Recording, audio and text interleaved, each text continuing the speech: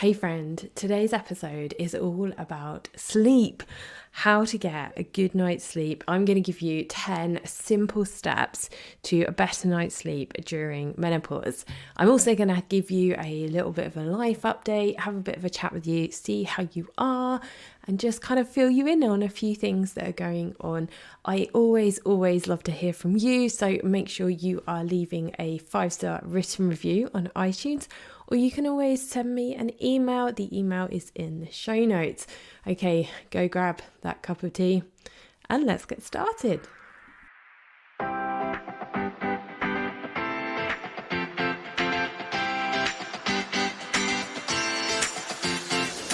Hey friend, welcome to the Fit Productive Mum podcast. I'm your host SJ. I'm an outspoken women's health advocate, productivity guru, daughter of the king, and a 40-something mum to a sassy, independent daughter. If you feel stressed out, overwhelmed, and hate what you see in the mirror, then that stops right here. I'm here to arm you with the knowledge you need to better understand your mind and body so that you can live a life free of diets, fitness fads, and comparison. If you're ready to commit to making yourself a priority, to reconnect with your body and be a present, productive parent, then this is the podcast for you. Grab that superfood smoothie and let's dig in.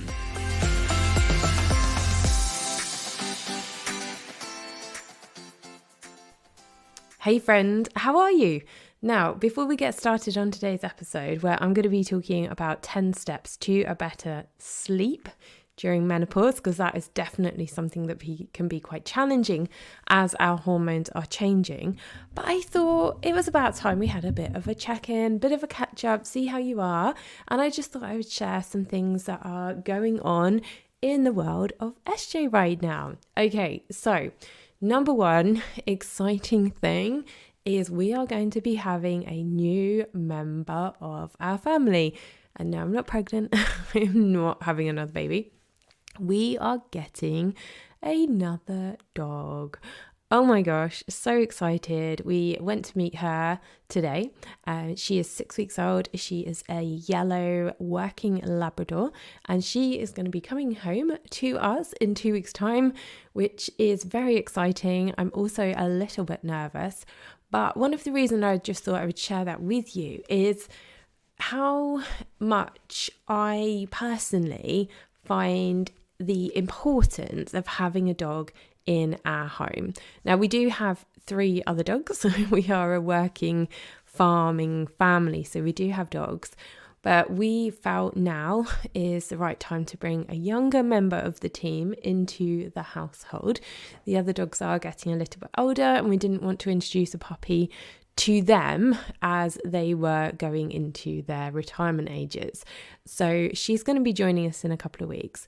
Now, one of the reasons I felt now was a good time for her to join us was also down to me. So I lost my beloved Cocker Spaniel at the end of December 2021. Her name was Molly. If you've been around here a while, you've probably heard this story. She was my absolute love of my life. I had her before I had Chloe. She was around before Tim was on the scene. She really was the love of my life, and she was such a great companion. And the other dogs that we have in our home, 2 of them were Tim's before we actually got together. And my other dog, Rosie, who is sitting right next to me as I'm recording this episode, is absolutely lovely and wonderful as well. I really felt it was time for me to bring another dog into the home so that I kind of had a project, to be honest with you. I wanted something to focus my attention. Chloe's getting older, she's at school. I wanted something that was gonna kind of give me a really good reason to get out of the house and move more, but to move more in a way that wasn't about doing crazy exercise and lifting loads and loads of weight, but actually something that was going to get me out of the house, potentially help me to meet new people, get to know more people in the area, and something that was going to be movement and exercise without me giving myself pressure to hit goals or to do X, Y, and Z. And ultimately, I really feel right now, in terms of like my own mental health, with what I'm going through with perimenopause symptoms and things like that, yes, I think it's going to be stressful to start with, but I also think it's going to be incredibly good for me. So that is number one of the exciting things that are going on. Number two, talking of projects, so if you have been here a while, you have probably heard about the She Rises planner, which has been a planner that I developed and worked on myself. I've always felt that God has laid it on my heart to build a planner, because there are lots and lots of planners out there, but many of them I personally find a bit too like woo-woo, affirmations. I really have always looked for something that had a Christian element to it, but also kind of combined like this mixture of sort of Bible study with also like the day-to-day running of your life. And the exciting news is I am on a course. So I've invested quite a lot into a online course and group coaching program to show me how to take my ideas to work with a designer and a really good like quality printer to make this amazing project. And it's going to be something that takes time. It's going to be something that, you know, is going to actually come to fruition next year, which for me is like quite challenging, because often I'm somebody who's like, yeah, I want to do this and I want to do it now.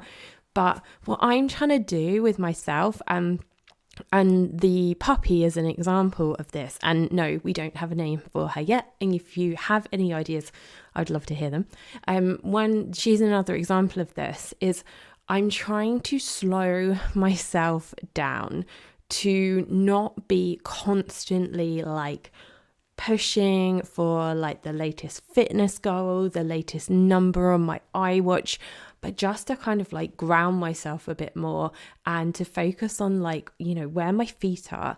And that's why the puppy and also this project, this printing project that I'm working on, ultimately, it's something that I want to develop for you, because you're listening to me.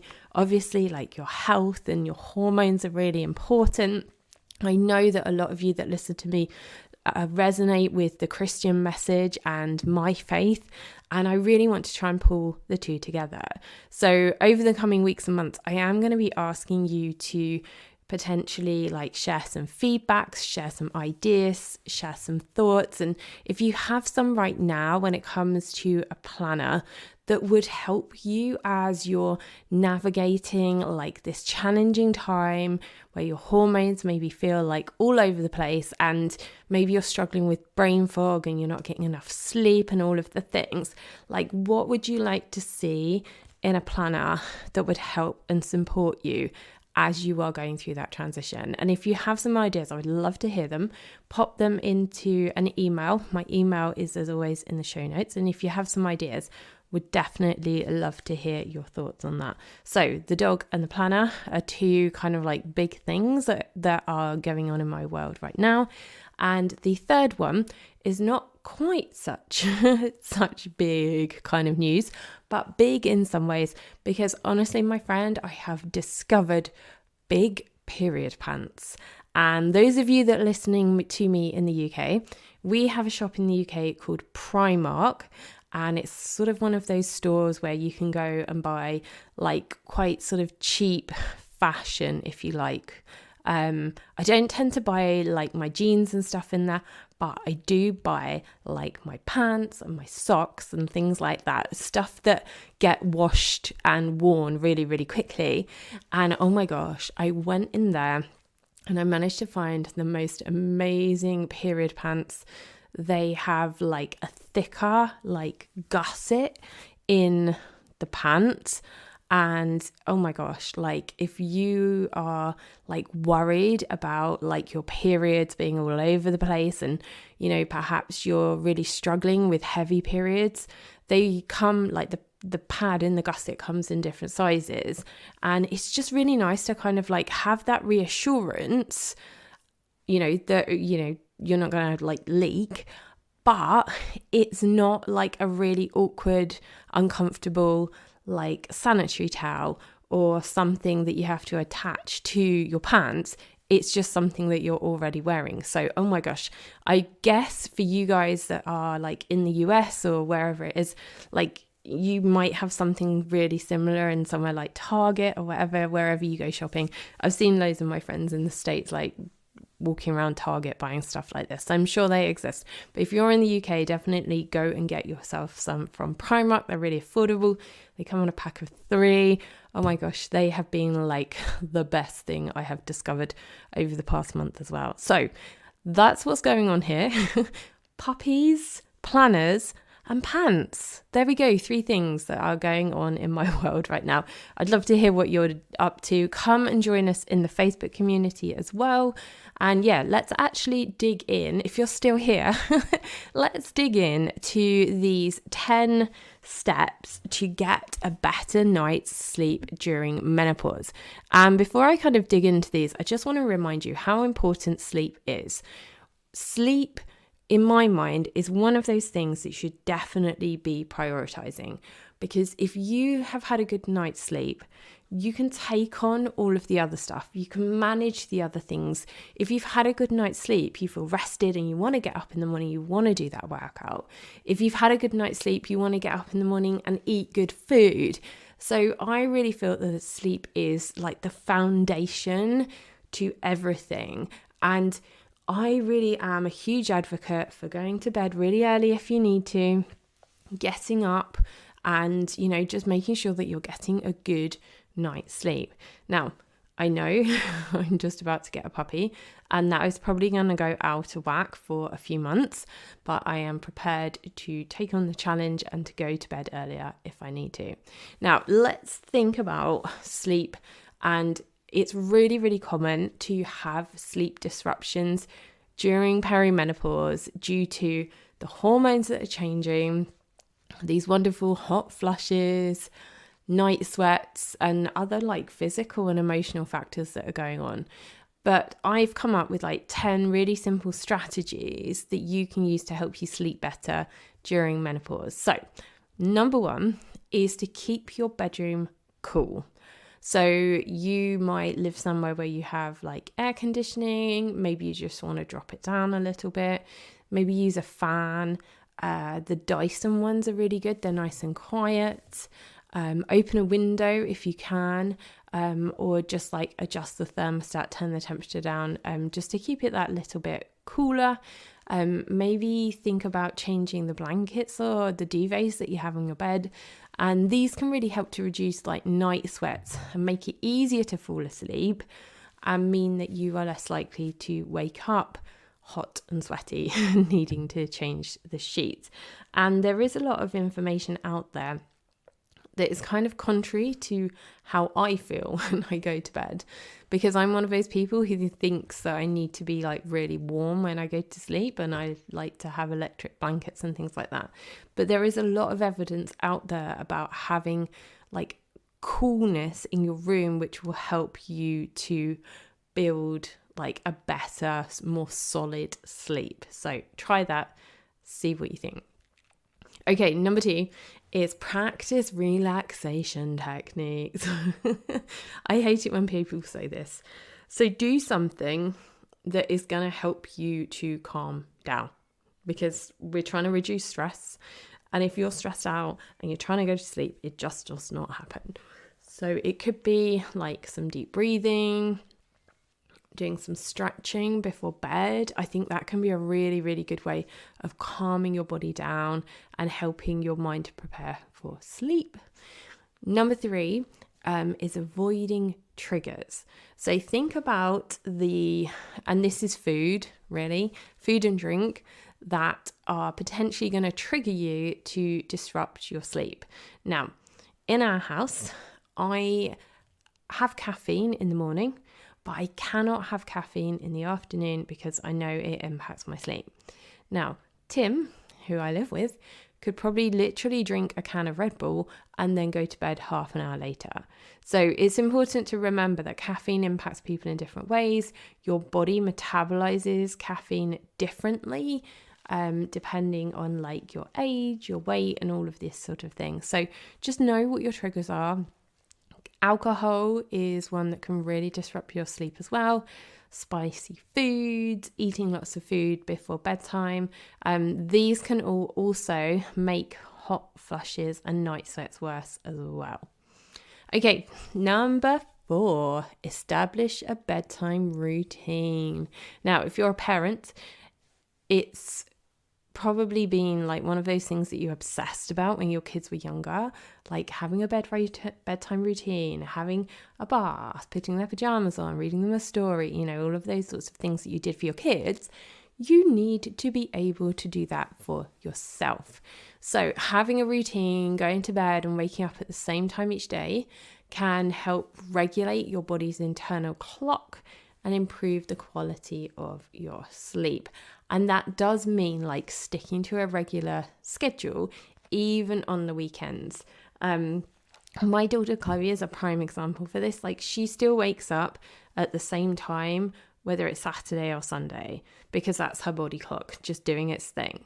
So we still go to bed at the same time on a Friday and a Saturday night because we know that we're going to get woken up at the same time in the morning. Okay, number 5 is to create a sleep-friendly environment. So you want to make sure that the room that you are going to bed in and that you are going to sleep in is like going to help you get to sleep. So it needs to be dark, quiet, and comfortable. And I'm sure you've probably heard the saying, like, you should spend the most money on 2 things: your shoes and your bed. So invest in a comfortable mattress and pillows that support your changing needs as you go through menopause. I bet when you were pregnant, you might have invested in one of those pillows that like supported your bump. Like, you're worth investing things like that.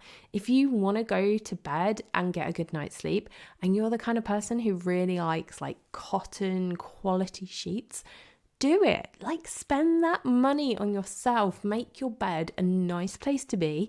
Get some nice fluffy pillows or hard pillows or whatever it is that you like, and use it, and like, treat yourself. Because if you're not in your bed, you're in your shoes. That was what the saying was that somebody once told me. Okay, number 6. It's almost like I wrote this one. Stay physically active. So regular physical activity during the day can help you sleep better. And you know my thoughts on this. You're here listening to me. You know that I'm a huge advocate of exercise. But I think it's really important to try to avoid doing some like vigorous exercise before you're going to bed. So if you are somebody who is finishing work and going off to do your workout class, is there a way that you could actually do that workout class first thing in the morning rather than at night time? Because if you are jumping on a spin bike at 7 o'clock at night, going home, eating a massive meal afterwards because you're so hungry, and then trying to go to bed at like 10 o'clock at night, your body's going to be like, no, I'm still like pumping hormones around your body from that workout, and I also need to digest all that food. So try and change the way that you are working out. Go to bed earlier, get up earlier, and do your workout in the morning. I am a huge advocate for exercising in the morning. Okay, number 7, stress. Managing stress. Like, we've done podcasts all about stress, the impacts of stress, hormones and stress. Scroll down a little bit from this one if you haven't listened to those. But menopause can be a really stressful time, and stress negatively impacts sleep.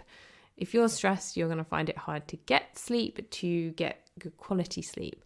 So is there a way that you can practice like some kind of stress management technique before you go to bed? So it could be journaling, doing prayer. This is where I really feel that the project that I'm working on, that I was mentioning to you earlier at the start of this podcast, is where I want this to come in for you, is to be a journal, a bit of a planner that is a place for you to sit and go to and write down your thoughts and your feelings as you are like going through perimenopause, transitioning through menopause. So using a journal or talking to a friend or a therapist to help to try and like manage the levels of stress. Number 8 is to consider going to talk to your doctor and having a conversation about hormone replacement therapy, which is often shortened to HRT, under the guidance of a really knowledgeable, and I do say knowledgeable, a quality healthcare professional. This can really help to alleviate menopause symptoms, including sleep disruptions.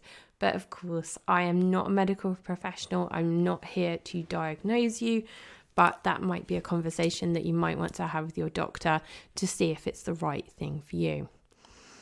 Okay, number 9 is to actually have a conversation with your doctor if you are struggling with sleep disruptions during menopause, because they could potentially be signs and indicators of other underlying health conditions, and your doctor might be able to recommend like appropriate treatments or interventions to improve your sleep. And number 10, please don't hate me, get your phone and the TV off before you go to bed. Like, this is one of those, like, it's so frustratingly, annoyingly obvious, and we don't do it, and we know that we should do it, and we know that it works. Put your phone away, turn it off, tuck it out of sight, out of mind. Do not let yourself scroll before you go to bed. You know all of the bad things about like social media and the blue light and all of the things that can really disrupt your sleep from your phone. So having an hour, like a technology-free hour before you go to bed, can be a really, really good way for your body to wind down and get some good quality sleep.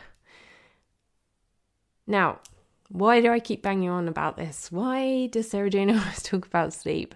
I really do feel that this is like a fundamental pillar for you, and prioritizing sleep during menopause and getting good quality sleep is really crucial for your overall health, your well-being, like your physical well-being, your mental health, as well as your physical health. And implementing healthy sleep habits and making lifestyle changes, as you know, can go such a long way in improving your sleep during perimenopause and menopause. Okay, my friend, I hope you found this episode helpful. And if you're still here, thank you very much for sticking around with me till the end. I just want to remind you, if you do find this podcast helpful, please leave me a 5-star written review, because it really does help other people to find the podcast. And don't forget, if you have any feedback, if you have any names for puppies, girl puppy names, send them over to me. Pop over into the Facebook group or send me your thoughts via email if social media is not your thing. And I would love to hear from you. If you have any ideas for the journal as well, I am going to be asking you to spend a few moments completing some Google forms and questions and things for me, so that I can get your feedback and your thoughts, so that this really is a project that is designed and developed with you for you. So yeah, keep your ears open and ready for those. Have an amazing day, my friend, and I look forward to connecting with you next week. I hope you loved today's episode and that you learned something, and I pray it blessed you in some way. If so, take a moment to share this with a friend, and I would love it if you could take just 30 seconds for me to leave a review on Apple Podcasts, because it's the only way I know you like the show, and I love hearing from you too.